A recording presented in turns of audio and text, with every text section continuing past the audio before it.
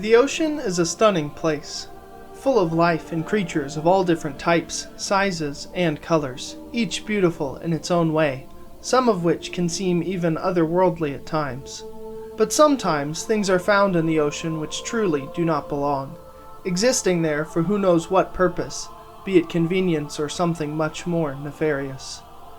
When I set out to collect all 12 of Abzu's achievements, I was ready to do my part to restore balance to the relationship that the ocean has with the life it contains. This relationship must be maintained, and, when it is not, dire consequences may follow. I never imagined all the different sights I would see upon my journey of discovery. Beautiful creatures, stunning architecture, and the best the ocean has to offer.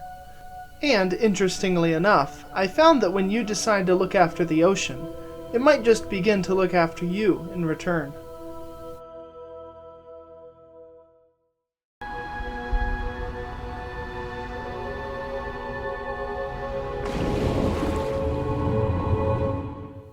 I begin my journey as all such journeys should, diving down into a cerulean blue sea, plunging past all different types of fish and a few ocean currents, into the deep ocean filled with bioluminescent jellyfish, and, deeper still, where something strange lies uncovered. I am a diver of some sort. I awake head underwater. Apparently I do not require oxygen to survive. It is a sunny day, and I am told I should dive down into the bright ocean I found myself within. I comply with this request, swimming around the shallow, sunlit area and familiarizing myself with the controls. Swim around, boost. Not much more to it than that. Just ahead I find a large fish, which, upon approach, I am told to grab onto, riding the Goliath grouper through a rocky passageway into a new area filled with seaweed, algae, and, of course, lots of different species of fish. I begin exploring this area, soon discovering a strange pool on the ocean floor. As I near, I am told to press space to interact with it, releasing a type of sonar from my head and activating the pool, spawning a new type of fish, trumpet fish, into the environment. Just ahead, I make another discovery. A small broken object lies in the sand bed. With a little bit of repair, I am able to get this object working again, a little illuminating robot who will now follow me around and copy my sonar pulses. Next, I head to the surface of the water to take a little bit of a look around. I spot a rock and lots of seaweed, but not much else. I suppose most of the interesting things are underwater, not out of it. I soon stumble upon one such interesting thing, another one of those pools in need of activation. This one releases a bale of hawksbill sea turtles into the region.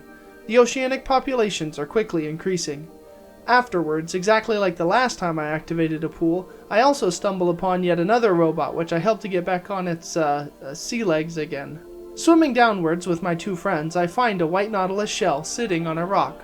Upon swimming up to this shell and activating my power, I collect it.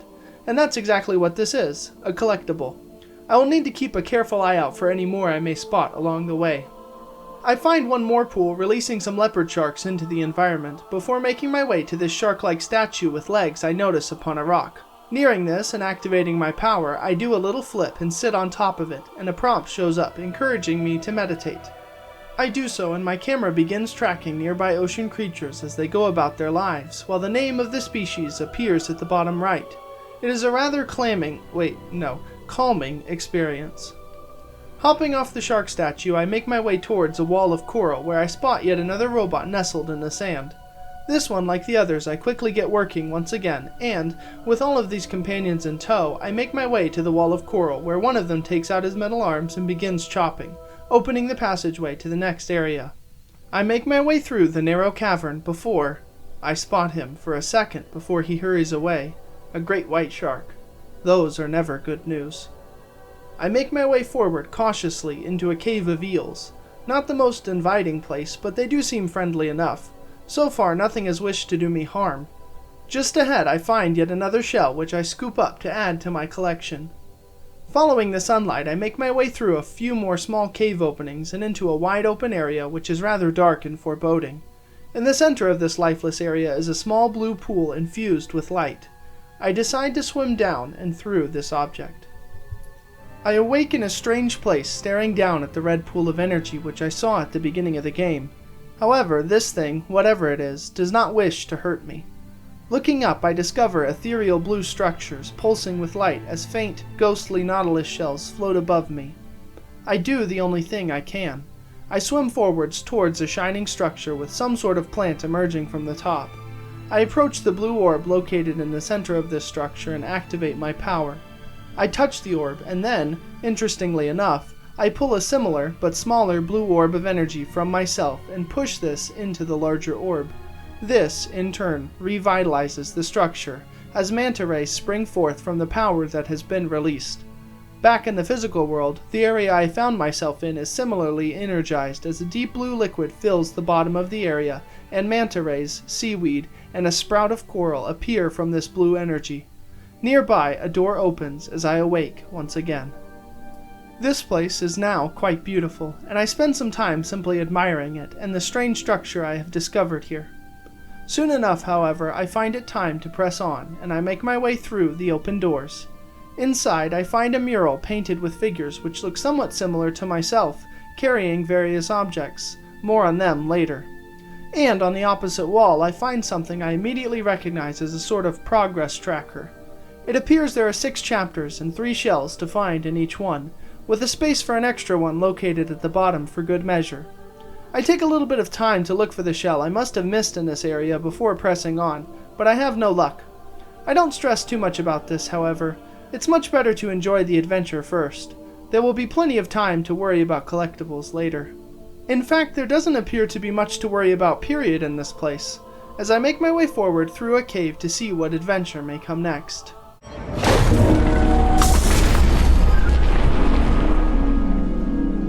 Well, rip to that little guy. I rescind my previous statement. There is one thing, at least, to worry about. Swimming ahead, I discover something quite out of place. A giant mechanical triangle which, after I interact with it, opens up. Through a door below, my robot friends swim away as they beep their goodbyes. I am now left alone as I proceed forward.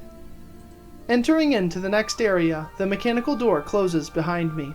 Ahead of me is a strong current of water. Not much else to do except hop in, take in the sights, and maybe try to snag as many of these schools of speed-boosting fish as I can.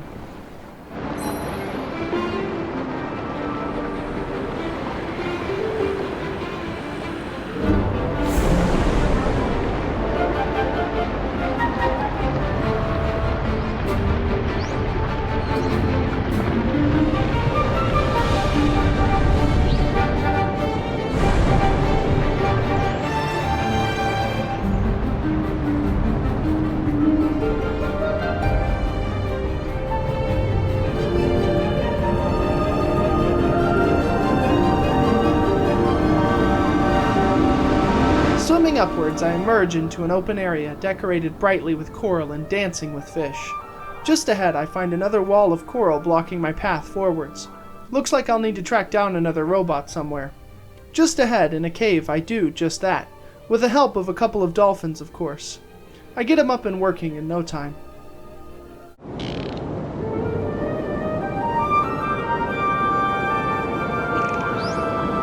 Before leaving, I do a couple of things. First, I collect this shell hidden up on this little precipice. That's one of 3. Second, I populate this new area with pools of pufferfish, gray reef sharks, and vaquita. Vaquita? I think it's Spanish. Wait, hold on. Yes, vaquita. And finally, I take a moment to meditate atop a nearby statue, admiring my handiwork. With all of these tasks completed, I once again return to the coral wall which my robot friend makes quick work of. I hop into the next ocean current.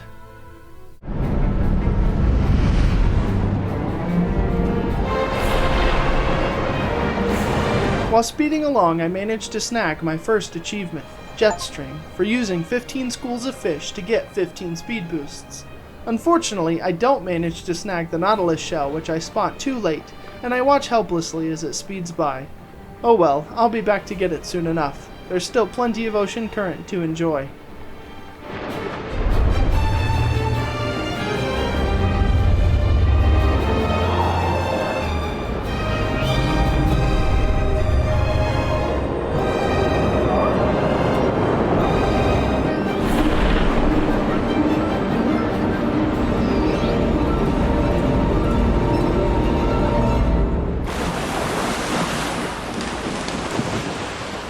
Landing back in the water, I find myself once again in a sad-looking area of the ocean.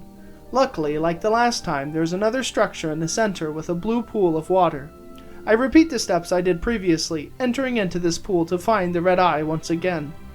I approach this new blue structure and again offer up some sort of energy, revitalizing it, and spawning 3 great orcas. Back in the physical world, a similar rejuvenation occurs. An almost sky-blue liquid fills the bottom of the floor as more whales, fish, and plant life appear or emerge from this pool. Nearby, the next door opens. Like last time, I take a little while to admire my handiwork, appreciating the beauty of nature, before heading onwards through the doors. Inside, I find an interesting mural. The people I saw earlier before a ball of blue energy, identical to the ones I have been using to revitalize the ocean. Above this is a glowing great white shark, a beast of pure energy, it seems.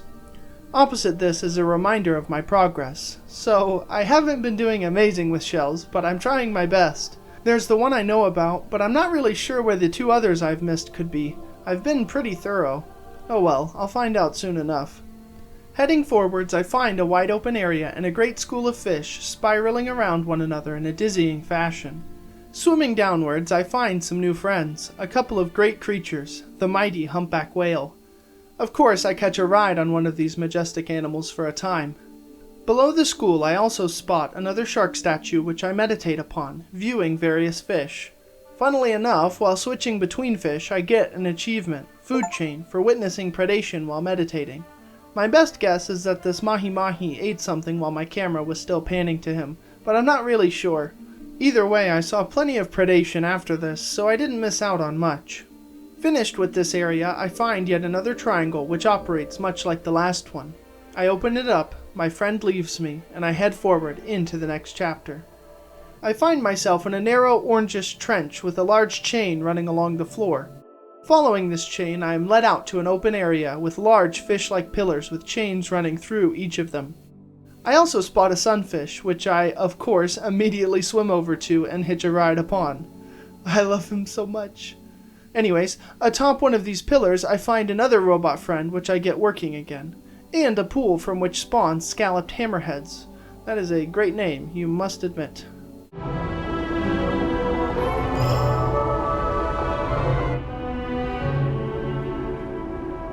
Spotting a chain leading down a hole, I make my descent and manage to snag my first shell of the area. Finding nothing else to do down here, I head out.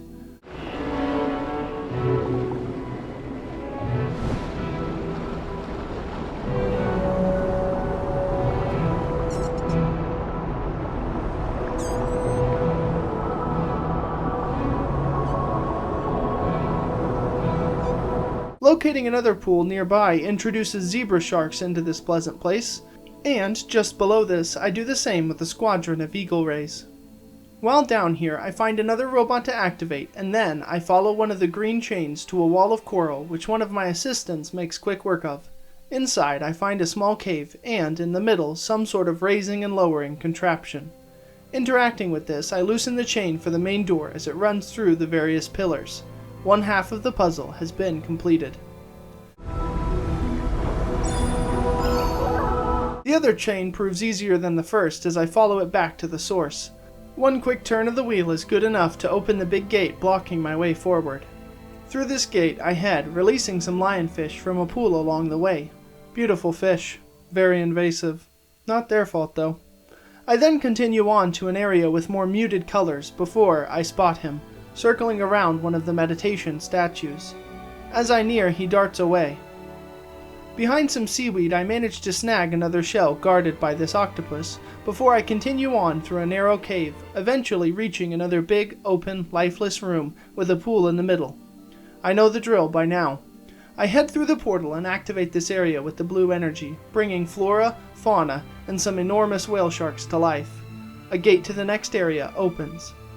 Before pressing onward, I take some time to meditate, and I search around a bit, finding the third and final shell for this area tucked away in this structure. This is the first time I've managed to get all 3 in a chapter, so that's nice. And, of course, I have to hitch a ride on one of the whale sharks for a little while at least. Before long, however, it is time to move on, and I head through the doors and take note of my progress. 3 down, 3 to go. Heading forwards, I stumble upon a room which, interacting with the object in the middle, I light up. On the walls are great mosaics depicting a story which goes something like this. An ancient people once existed in harmony with the power of the ocean. They harvested the blue, water-like energy given to them by this red orb and stored it in blue spheres of energy which they kept in jars. They took this energy and poured it out where it was needed, bringing life and abundance wherever they worked. In the next room, the story continues. Suddenly, a mechanical being appears, an orange triangle from the stars, and with it came a creature much like the ancient people, but not exactly the same, a creature which looks just like me. A triangle was on their front and back, and they too had the ability to harness the ocean's power. The ancient people worshipped these things instead of the ocean. The robotic triangles, whatever they were, harvested the blue liquid from the deep, shattering the balance of the ecosystem, destroying it. I continue on. The ancient people worshipped the shark, the protector of the ocean, offering it gifts. The blue energy remains, but it has been subdued for a time. The energy of the deep is only partially obscured. Heading out of the temple, I make my way towards another mechanical triangle, more distrustfully than before, and it opens up and, as always, my companions leave me. I make my way forward through the passageway, whatever may come next.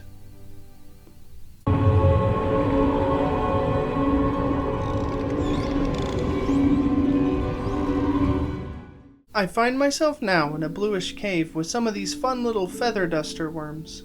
And directly ahead I find something just as fun, but definitely not little.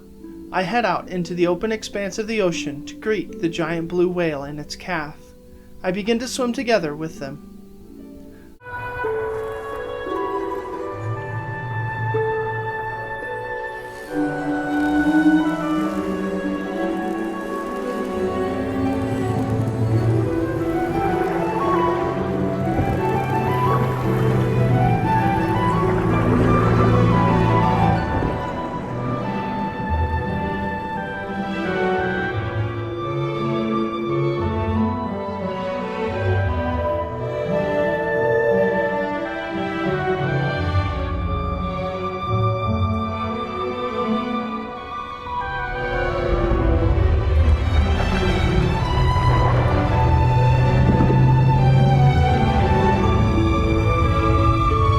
This one's a troublemaker, but a very graceful one at that. Arriving at the ocean floor, the whales ascend back upwards, leaving me to explore this new area. Ominous triangles float in front of me, which, upon approach, begin beeping rapidly. I quickly back away, but I am stupid, and I must know. So I approach again, and I am shocked. Well, I'm shocked physically, but that's pretty much what I thought you know what I mean. At least it's only a minor stun. This area, it turns out, is a whale graveyard. At first, a sad discovery, but there is beauty and life here which would not exist without this cycle of life and death. Whales live, and they must die, and though morbid at first glance, good can come of that. I find 3 pools here, one for goblin sharks, one for anglerfish, and one for Tomopterus. Funny looking little guys. Carefully navigating through some mines, I locate a strange device which, once I activate it, deactivates some of the mines and lights up one of the 2 lights on a large metal door nearby. One more to go. Following this tube back to the other one, I expertly navigate the mines and activate it as well, opening the way forwards. Something the shark takes advantage of. I didn't even know he was around. Before following after him, I manage to locate a shell hidden away in the skeleton of a whale, which I quickly grab. And, exploring around, I manage to do something new. I get a large boost. Apparently, if I boost 3 times in quick succession, I can get a large speed boost on my 3rd kick. I had actually done this once before, but for some reason I never experimented with how to do it and quickly forgot about it. But now I know how to do it consistently, and I won't forget this time. Following after the shark, as always, I carefully navigate through some mines before coming upon a pitiful sight. It appears that the shark has been pinned by one of the mechanical creatures, trapped and electrocuted continuously. Approaching, I notice the battle scars of the long warfare this creature has waged with these beasts. The protector of the deep needs my help. I approach the triangle and lift it off of him, unpinning him. He swims away and then slowly back towards me with no hostility, offering me, in a way, a thank you for my help. As he leaves, I begin to think that I might have some more help to offer him before this story is done. So, I head on through the cave after him, where I discover one last whale to greet me down here in the ocean deep, the sperm whale. After following them downwards, I spot the sperm whale's mortal enemy, the giant squid, pulsating in the deep. Fortunately, neither seems to want any trouble today, and when I hop on the back of the squid, I am granted an achievement, Kraken, a fitting title.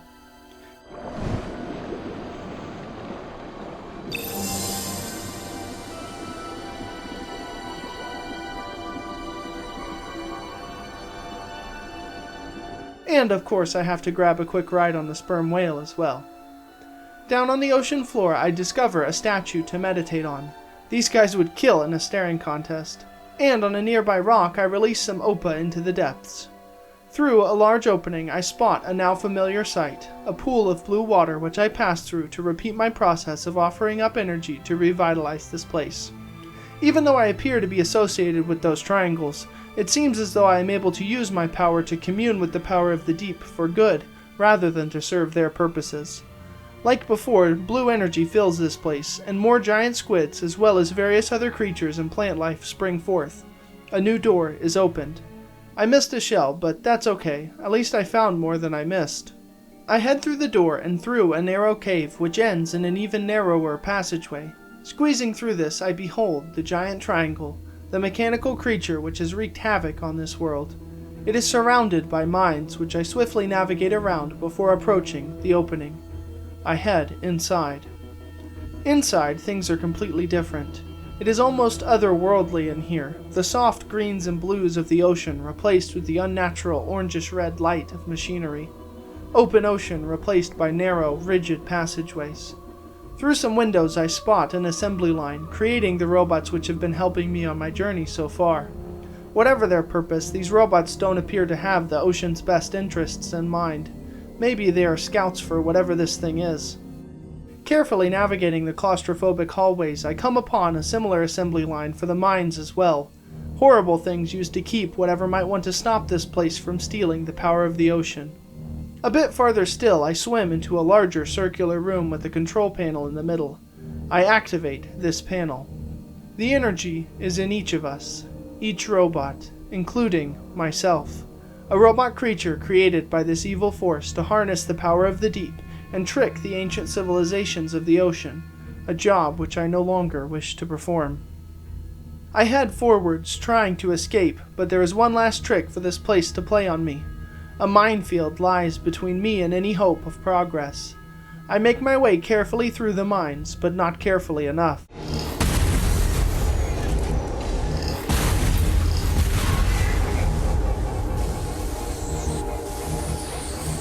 After recovering, I press on, dazed but determined. Past the mines, I discover what must be the core of this beast, and thankfully I have a friend along with me to put up a fight. And put up a fight he does, biting down on the thing's giant eye. But it is no use. With a quick burst of energy, the shark and myself are harshly electrocuted. We fall to the ocean floor through a hole in the core. As I awake on the sandbed, my circuitry can be seen clearly now that my suit has been melted off. There is no doubt about being an android now. I swim forward and discover the shark, twitching with pain, lying in the sand. I am able to do no more than provide him comfort in his last moments of life. How quickly things can change. From opponent to friend to apart, just like that. I press forward, a lot lonelier than I was before. I enter into a strange area covered in greenery and lily pads, with giant tiled pillars supporting the weight of the room. Underwater I don't find much to discover, save for these funny guys on the sandy floor. And while messing around with my boost power, I managed to make a tiny jump out of the water, earning an achievement for this feat, Breach. With nothing else to do, I approach the ledge and grab onto it, pulling myself up onto land for the first time. I explore a bit, and then head up some stairs, activating a small fountain to open some nearby doors, revealing the ancient city of the Ocean Keepers. I dive down into the water to explore this vestige of a lost time.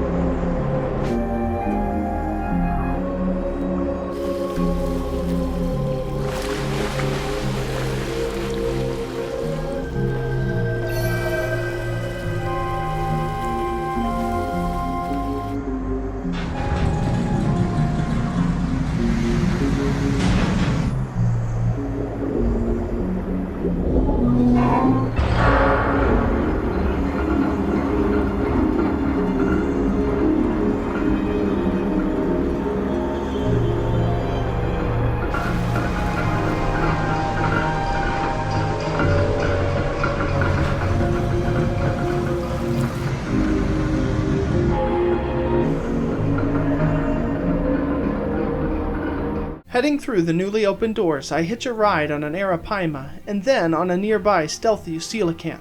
And look, I know I'm very dumb, but I had never thought to try and move while riding any of the creatures at any point previously. I just thought I was along for the ride. But it turns out you very much can pilot the fish and animals you ride and even get boosts. It took me all the way until now to press any other buttons while riding on a fish. Trying out my newly discovered skills, I hitch a ride on this giant Archelon turtle and take a few spins around the small room. I'll take advantage of this discovery from now on, I suppose. Just ahead, I activate a small fountain which fills up and a door opens above me. I ascend upwards and emerge at the top of the city with a pitiful little jump. Climbing out, I survey the city. Then I walk over to a broken ledge and dive down into a new area, located just above the area I was just in. Here I find lots of new creatures to ride, some quite prehistoric indeed. Spotting a ledge, I climb up out of the water again and collect a shell at its center, my third and final one for this chapter. Back in the water, I find a fountain to activate, which I do, and the light blue liquid runs to another nearby structure. One quick meditation session later, and I set out to find the second fountain I need. Okay, these guys would really kill it in a staring contest. With the help of my friend, I locate and activate the second fountain. With both fountains activated, the fountain in the middle fills up with the blue liquid, unlocking the path forward. Before leaving, I make sure to activate this pool of Dacosaurus, and another one of Dunkleosteus, a majestic creature. Then I head through the door, activate a fountain, and swim upwards through the open passageway. Breaching the water, I quickly locate a ledge which I climb out of the water onto, activating the fountain before me, opening the great doors. I stroll outside, beholding the great city of the ancient civilization from the very top. Making my way along the path, I soon come to another place to dive in, and, doing so, I find myself swept up in a current.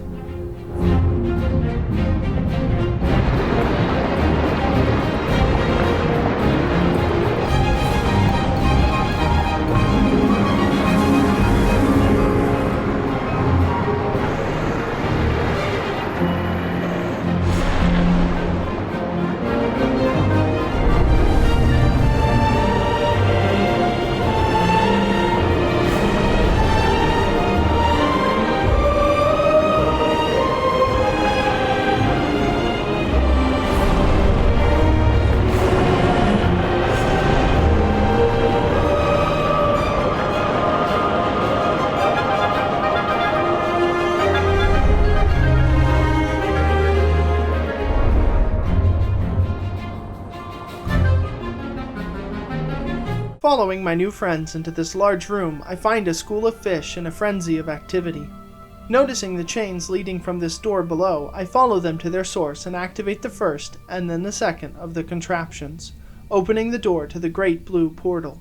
Diving down, I head inside. This time, I am not heading to one of the corners of this mysterious structure. This time, I head straight to the center of this place, where I, as before, offer up a blue orb of power. And once I do, a familiar face spawns from the orb, my friend, the shark. And I too am healed of my injuries. The red power of the deep lies directly below us, encouraging us on. My shark friend dives down into it, and I decide to follow him down, or maybe up.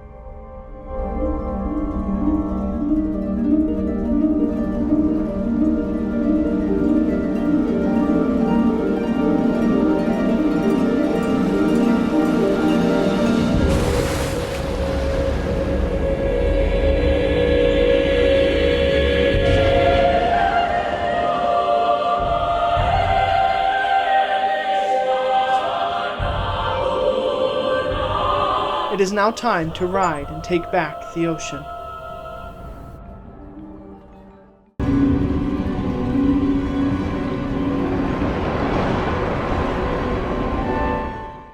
Ethereal music plays in this strange place as I do a few practice leaps out of the water with my new companion.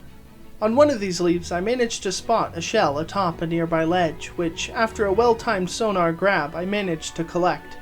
Then I press onwards through the narrow rocky paths. Ahead I find one of the mechanical structures, supported by other floating triangles which are irresistibly rammable. The shark and I promptly destroy each of these supports, after which green grass and pink coral grows from the subdued machine, and nature springs back to life as the water rises. A new path to continue on has opened up. Down this path I find another robot, and I repeat the process. And again, and again. Each one of these 4 areas representing each of the first 4 chapters, spawning the same sea creatures which I spawned at the end of each one. This time, instead of heading through the machines, I am destroying them. With the last one deactivated, I head down the final pathway to a wide open expanse where I meet a new friend.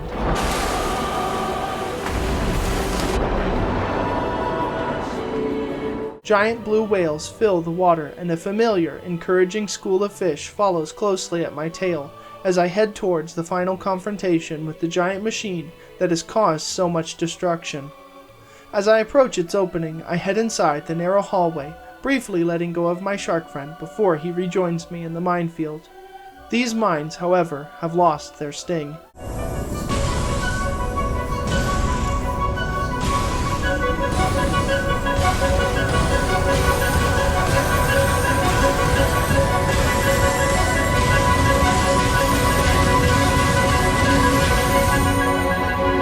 We strike at our foe,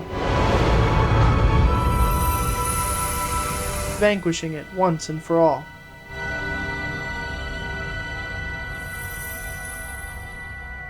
We swim upwards, together, the shark and I, in harmony and more powerful than ever.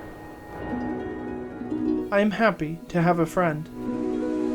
Like the other machines before, this one, now subdued, is overcome by the greenery of nature, as coral and other plants spring from its surfaces.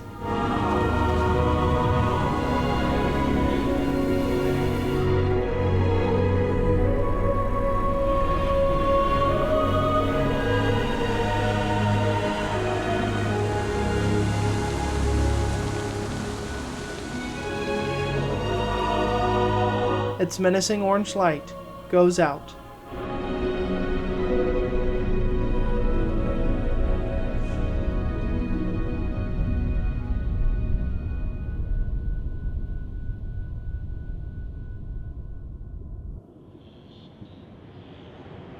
And the credits roll.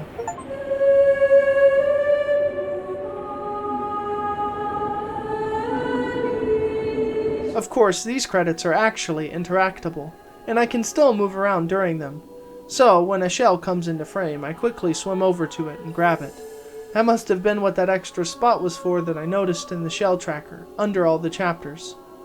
I spend some time swimming around this oceanic paradise with my friend, just enjoying life together.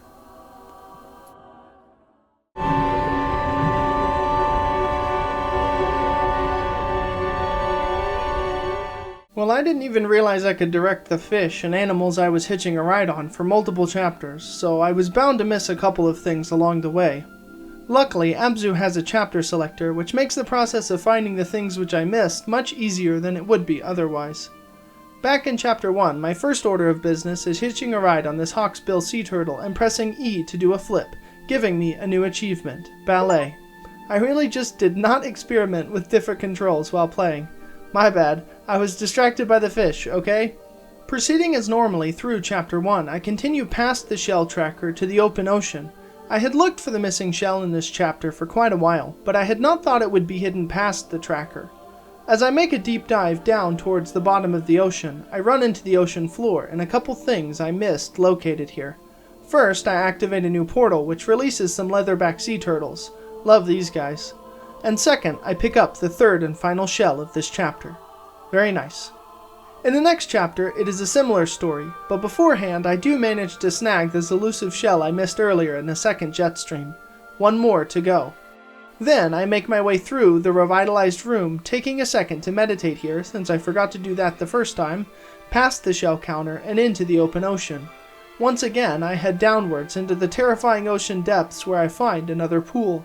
Activating this one releases a shiver of thresher sharks and earns me an achievement, Ecosystem, for activating every last pool in the game. While down here, I also managed to snag the third and final shell for this chapter. Only 3 more to collect in the whole game. Continuing onwards, I make my way through the orangish oceans of Chapter 3. Whee! Whee! Before entering once again into the temple-like structure. Most of the way through the temple, I spot a shark statue which I had missed before. Taking a moment to meditate, I am given another achievement, Zen Master. This, it turns out, was the last statue I had yet to sit atop of and reflect. Only a couple of things remained to do. Chiefly the 3 shells. One I collect here in Chapter 4, in a tricky spot tucked away above where I freed the shark when he was pinned down. Apparently, I have trouble looking down and up, so that's fun. The last 2 are in the last chapter. Whee! In the final wide-open expanse of water, I hop off of my shark and make my way over to the enormous blue whale hitching a ride, upwards and upwards until we breach the water together, earning an achievement, Leviathan. Over to the right, I find one of the last 2 shells I need, up on a grassy cliffside out of the water. Hopping out and using my sonar, I snag it from where it rests. And lastly, I make my way to the left where I find a small frozen island in the water. Climbing up out of the water onto this island, I find a colony of penguins and a polar bear watching over the very last shell I need. I walk over and collect it, earning the final 2 achievements. Collector for collecting all of the shells, and Arctic Explorer for discovering this little region. I hop back into the water and take one last celebratory swim around with my friends.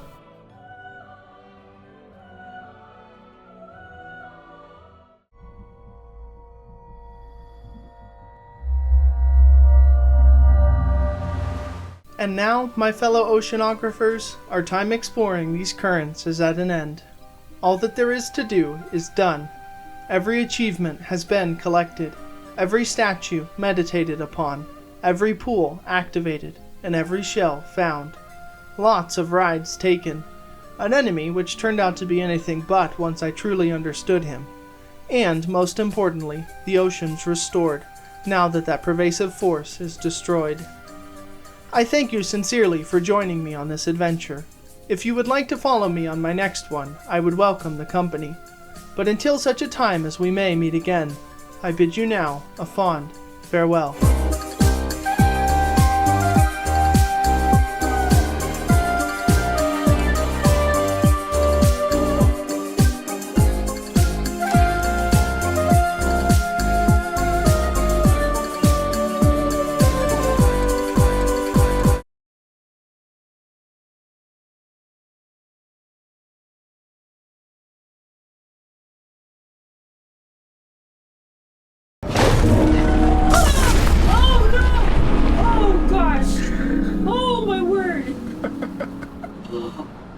Oh, they're so cute. They got moss and leaves on their back. Oh.